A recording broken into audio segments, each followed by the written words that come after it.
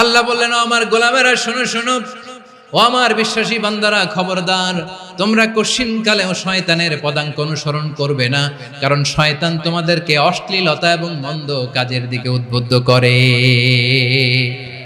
আমাদের কাজ হচ্ছে শয়তান আমাদেরকে যেদিকে নিতে চায় আমরা তার উল্টা দিকে যাব। শয়তান এই মন্দ কাজকে আমাদের কাছে বিউটিফাই করে চাকচিক্যময় করে আমাদের সামনে উপস্থাপন করে। এজন্য আল্লাহ বলেন মুনকারকে থামাতে হবে, মুনকার প্রতিরোধ করতে হবে। মুনকার প্রতিরোধের দায়িত্ব শুধু আমাদের নাকি? শুধু আপনার খতিব সাহেবের, ইমাম সাহেবের, নাকি মুসলিম উম্মার সবার? আওয়াজ করে বলুন, মুনকার অসৎ কাজ প্রতিরোধের দায়িত্ব কার?